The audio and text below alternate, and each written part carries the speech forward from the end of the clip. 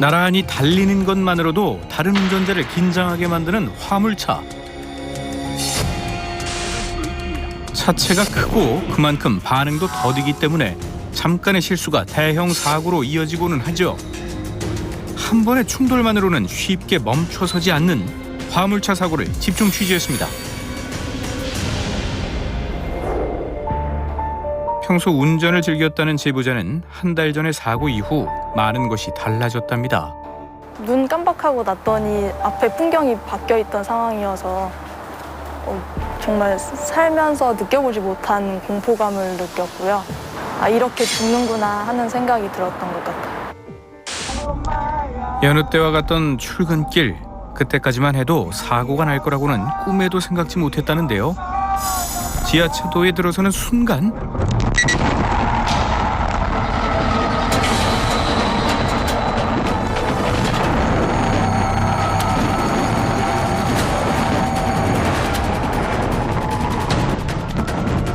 차는 한참이 지난 뒤에야 겨우 멈춰섭니다. 뭘 해야 하지? 라는 생각을 했는데 할 수 있는 게 아무것도 없어서 걱정만 하면서 10초라는 시간이 되게 길게 지나갔던 것 같아요. 그 다음에는 주위를 둘러봤는데 이게 어떤 상황이지? 가만히 있는데 화물차가 와서 박았다는 생각은 멈추고서야 들었습니다. 제보자의 차량을 들이받은 건 뒤에서부터 따라오고 있던 화물차였습니다. 레미코는 저보다 뒤에 있어서 저는 앞차와 안전거리만 생각하고 뒤쪽에 있는 레미코는 신경 쓰지 않았던 것 같아요. 차를 구매한 지 한 달 만에 벌어진 사고. 큰 사고에 비해 부상이 심하지 않아 그나마 다행이라는데요. 다행히도 골절이나 그런 면은 없었고요. 오른쪽 관절들이 좀 계속 아파서 치료를 받는 상황입니다. 그렇다면 화물차는 왜 앞서가고 있던 제보자를 들이받은 걸까요? 진로 변경 사고라서 레미콘 차량이 2차선으로 진행하는 차량의 운전석 부분을 충격한 사고예요. 2차 사고 예방 차원에서 통제를 많이 했던 사고였습니다. 사고 지점은 진로 변경이 불가능한 실선 구간. 화물차 기사가 넘지 말아야 할 선을 넘으면서 벌어진 사고였습니다. 이해할 수가 없는 게요. 일단 지하차도 내였고 실선이 계속 이어지고 있었고 그래서 왜 차선 변경을 했는지는 전혀 이해되지 않습니다. 그리고 또 이해할 수 없는 건 화물차 기사가 충돌 직전까지 제보자의 차량을 보지 못했다고 주장한 겁니다. 자기는 안 보였다. 갑자기 없던 차가 생겨났다. 상대 운전자분이 제 차가 안 보였다고 말씀하시면서 사각지대인 것라고 주장하셨던 것 같습니다. 이 차로에서 앞서가던 제보자의 차량이 화물차의 사각지대에 있어 보이지 않았다는 겁니다. 차체가 높은 화물차는 승용차에 비해 넓은 사각지대가 존재합니다. 그중에서도 가장 위험한 건 화물차의 오른쪽 조수석 옆쪽으로 주행하는 건데요. 운전석 쪽보다는 조수석 쪽의 사각지대가 훨씬 큽니다. 왜냐하면 운전석은 거울이 가깝고 조수석은 멀기 때문에 이 사각지대가 좀 더 크게 보입니다. 범위가 크게 되고요. 그러니까 이런 사각지대가 승용차에 비해서 훨씬 크기 때문에 좀 빨리 이렇게 해서 멀리 크게 추월을 한다라고 생각을 해야 된다는 것이 가장 중요한 핵심이죠. 그런데 이번 사고는 화물차의 사각지대 때문이 아니라 기사의 잘못된 진로 변경이 사고 원인이라고 볼 수 있는데요. 지하차도에는 아직도 사고의 흔적이 선명히 남아 있습니다. 제보자는 매일 아침 출근길마다 그날의 일을 떠올리게 된다는데요. 아무래도 차의 크기가 더 클수록 사고가 났을 때 운전자는 덜 다치게 되잖아요. 차가 작을수록 운전자가 더 다치기 쉽고 대형 차를 운전하시는 분들은 조금 더 안전운전을 했으면 좋겠다. 규칙을 잘 지켰으면 좋겠다고 생각했습니다. 또 다른 제보자는 아침부터 아찔한 장면을 목격했다는데요. 앞에 트럭을 주목해 주시기 바랍니다. 급히 핸들을 트는 듯 하더니 그대로 중심을 잃고 전도됩니다. 도로는 태풍이 휩쓸고 지나간 듯 순식간에 아수라장이 되고 말았는데요. 앞에 있는 트럭 하나가 잠깐 휘청거리더라고요. 그 다음에 바로 크게 휘청거리면서 자기 혼자 전복이 됐어요. 그러면서 오른쪽에 있는 차선으로 넘어가면서 5톤 트럭하고 부딪힌 거죠. 영상을 자세히 보면 사고가 나기 전부터 트럭이 차로 한쪽으로 조금씩 치우치는 걸 볼 수 있는데요. 이 때문에 옆에서 달려오던 화물차가 브레이크를 밟는 순간 트럭이 급히 방향을 틀면서 중심을 잃고 사고가 난 거죠. 그게 뭐 핸드폰을 보다가 그랬을 수도 있고 아니면 졸음운전을 하다가 그랬을 수도 있고 그러다가 다시 핸들을 바로 잡으려다가 잘못 잡아서 이제 그 차 방향을 못 이긴 거죠. 그러나 사고가 나기 전 상황을 보면 곡선 구간에서도 무리 없이 주행하는 모습을 보였는데요. 사고 원인은 아직 조사 중입니다. 전도된 트럭 운전자의 상태는 괜찮았을까요?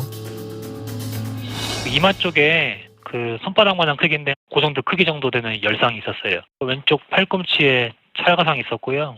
그리고 잠깐 의식 잃었던 게 한 3분에서 5분 정도 되시고 보호자 타고 병원으로 가셨어요. 다행히 적재물이 많이 실려 있지 않아 낙하물로 인한 2차 사고는 없었는데요. 제보자 역시 충분한 안전거리 덕분에 사고를 피할 수 있었습니다. 갑자기 그 앞에가 뿌얘졌잖아요. 그러면서 거리가 가까워지면 저도 놀래가지고 뭐 2차 사고 발생할 수도 있고 그랬을 텐데 좀 더 떨어져서 발생해가지고 그걸 보고 옆으로 저는 비켜갈 수 있었으니까 그게 대해서는 좀 운이 좋았던 것 같죠. 이 대형차 사고는 한번 났다 하면 정말 무섭게 나죠. 그러다 보니까 대형차 옆을 지날 때는 두려운 마음이 들 수밖에 없습니다. 자, 하지만 대형차를 피해 다닐 수만은 없지 않습니까? 그렇다면 어떻게 해야 될까요? 이 대형차를 모는 운전자나 또 일반 승용차 운전자 모두 대형 차량의 특징을 알고 주의를 기울이는 수밖에 없을 텐데요.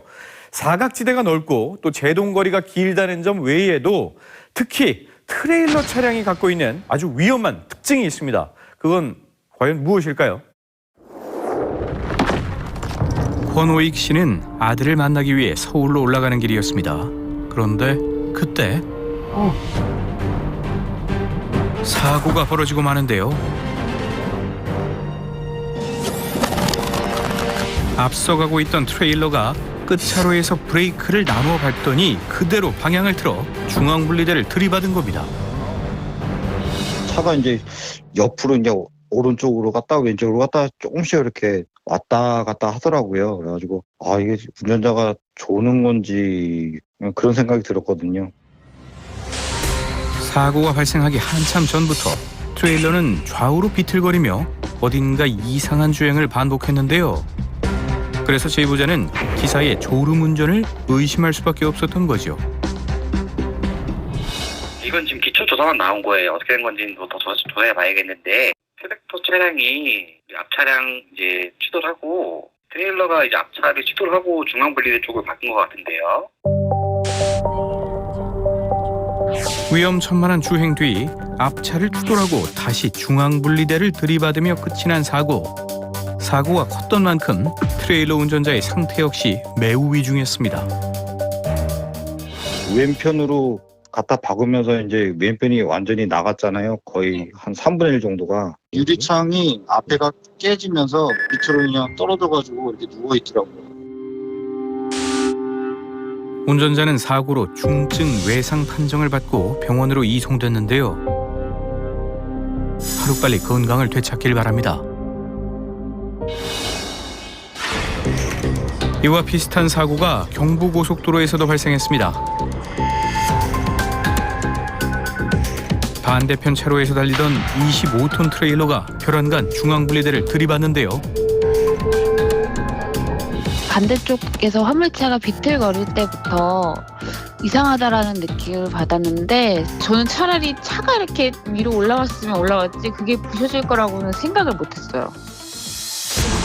눈앞에서 벌어진 믿을 수 없는 광경. 안전거리를 확보하고 있었음에도 불구하고 하마터면 앞차와 추돌 사고까지 일어날 뻔했는데요. 그냥 멍할 수밖에 없는 상황이었어가지고 그래서 그럴 틈도 없어요. 단지 일단은 그 상황에는 이 사고를 안 나게끔 뭐 대처해야겠다라는 생각밖에 없어가지고. 현장에 있던 또 다른 제보자 역시 그날의 일을 생생히 기억하고 있었습니다. 살았다는 거에 일단 안도하기는 했는데 이게 공포감이 그때 당시에는 엄청 컸었어요. 그때 당시에는 당연히 화물차가 뭐 졸음운전한 줄 알고 저 화물차에 뭐 갑자기 화가 났었거든요. 저 사람 때문에 죽을 뻔했다 뭐 이런 생각이 들었었는데 알고 보니까 화물차 잘못이 아니었어요. 트레일러가 방향을 틀어 중앙분리대를 들이받으면서 벌어진 사고. 놀랍게도 그 원인은 트레일러가 아닌 다른 곳에 있었습니다. 일반 승용 차량이 졸음운전해가지고 그 4차로로 진행하는 그 트레일러 차량 조수석 옆 측면 부분을 충격한 거예요. 화물차가 사실 이 사고에 있어서 사고 원인을 제공했다고 보기에는 좀 어렵죠. 사고 경위는 이렇습니다. 5차로에서 주행 중이던 승용차 운전자가 졸음운전을 하며 옆 차로로 진입했고 달리고 있던 트레일러는 승용차와 부딪힌 뒤 중심을 잃으면서 중앙분리대에 충돌한 거죠. 이 사고로 3명의 운전자가 부상을 입고 트레일러를 포함해 총 6대의 차량이 파손됐습니다. 그런데 블랙박스 영상을 자세히 살펴보면 한 가지 의문이 생기는데요. 승용차가 화물차를 충돌하면서 벌어진 일이라고 보기에는 트레일러가 중앙분리대에 부딪히기 전부터 심하게 꺾여 있었다는 겁니다. 트레일러만에서 발생될 수 있는 가장 유일한 것들이 잭라이프 현상인데 운전자가 원하는 것 이상으로 조향각도가 꺾어졌을 때는 그 한계점이 있어요. 한계점을 벗어났을 때는 운전석 자체가 틀어지면서 차체는 달려가는 속도, 관성 에너지를 그대로 유지하기 때문에 운전석이 이렇게 꺾여서 그냥 이렇게 밀려가는 현상, 이런 것들이 잭라이프 현상이라고 이해를 하시면 좋죠. 문제는 화물차 운전자가 이러한 현상을 막기 위해 아무리 안전운전을 해도 주변 운전자들이 도와주지 않으면 언제든 똑같은 사고가 발생할 수 있다는 겁니다. 이 차가 제동을 하고 싶어도 안 될 때가 있다라는 거. 또 제동을 해서 잭라이프 현상이 나서 이미 제어 불능 상태에서 밀려 나왔을 때는 승용차 운전자도 다칠 수가 있기 때문에 이런 잭라이프 현상을 받아들이고 큰 차들 옆에 주행을 계속 하거나 이 차를 앞지르기를 하거나 끼어들게 하는 것은 상당히 위험한 행위라는 거죠. 그거는 꼭 안 하셔야 될, 꼭 지켜야 될 사항입니다. 화물차와의 사고를 피하기 위해서는 지켜야 할 것이 몇 가지 있습니다. 먼저 나란히 달리는 건 최대한 피해 주셔야 하고요. 화물차의 오른쪽에서 주행 중일 경우에는 사각지대에 놓일 수 있기 때문에 더 빠르게 그곳을 벗어날 필요가 있습니다. 또한 제동에 많은 시간이 걸리므로 무리하게 끼어드는 건 절대 금물이고요. 화물차의 뒤를 바짝 따라가는 건 역시 매우 위험합니다. 화물차 사고의 사망률은 승용차보다 약 2배가량 높습니다. 그만큼 사고로 이어질 경우 인명피해의 위험이 훨씬 큰데요. 도로 위 안전한 동행을 위해서는 화물차와 승용차 운전자 모두의 노력이 필요하다는 사실 꼭 명심하시길 바랍니다.